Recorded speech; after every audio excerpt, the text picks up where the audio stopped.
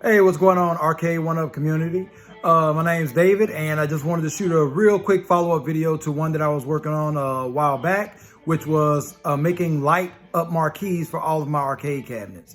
I ordered golden tee marquees from Arcade1up when they had them up on their website.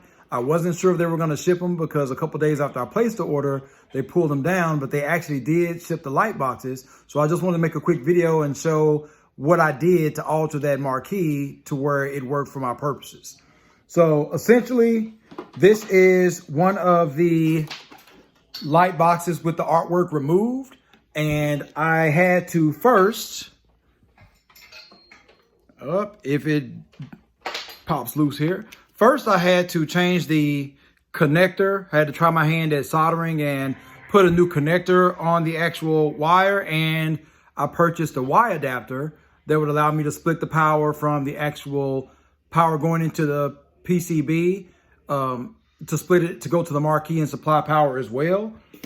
Doing it this way, it does make sure that the marquee is always on, but that was resolved by my using smart outlets that actually kill the power when I'm not using the cabinets anyway. So I don't have to worry about the marquees being on when I don't want them on. So first thing I did was change the power connector and get the Y adapter, strip the artwork off of the actual marquee itself. And then I was left with the actual back plate, which was kind of like the original Part B board to a regular cabinet. So I was actually left with the back of the marquee that had the LED light strip and the actual plastic cover. I drilled a couple of holes into the plastic cover so I could put the actual dowels in so that it would mount into the front of the cabinet. And I broke off the back so that there was no shadow within the inside of the light box. I did that, of course, on both sides of the plastic insert. And then I put a little super glue on the back of it so they didn't wiggle out of place or get pushed out when I was putting them in place. And of course, no artwork. The artwork itself, if you look at my Street Fighter, this is the actual artwork from the original Street Fighter marquee. As I mentioned in a previous video, I did peel off the artwork and put it onto the actual golden tee light box, and it worked like a charm. So I used the original artwork on these. You just see like a little bit of light bleed at the top and bottom, which I don't mind that much. I might take a X-Acto knife to some electrical tape and just make a little fine black strip to block those out. We'll see how that goes, but original artwork, so that didn't cost me anything. The only cost was the actual light box itself from Arcade1up, the splitter, and the actual connector that I soldered onto the end of the original marquee. And my total cost was like $24 per marquee, and that was the ones that I actually used the original artwork on.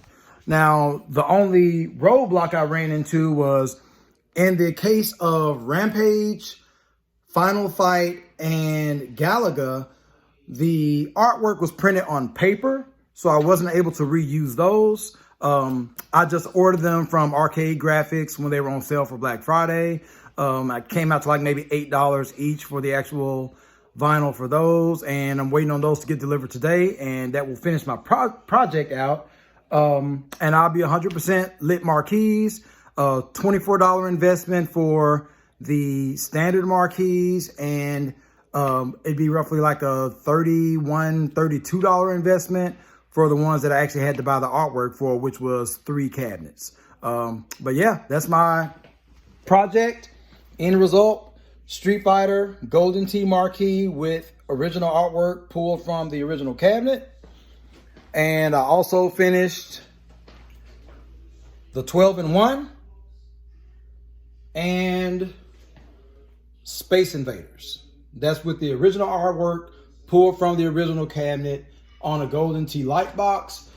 Still working on Turtles. I'm gonna have to actually do some cuts to the part inboard here because the speakers are kind of in the way. So I'm gonna take like a ½ inch off the front and back of that board, and I'm gonna recess it a little bit so that I can have the actual Turtles marquee in the exact spot and looking, you know, uniform with the rest of my cabinets.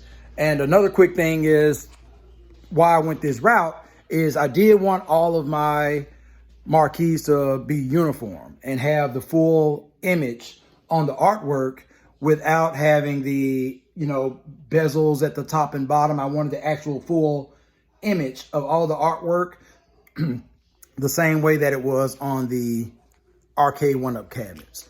So that's it. That's my project in a nutshell. I'll be finishing it up today, and maybe I will do a video tour once I get everything up and running and finish up my last bit of this project. Take it easy.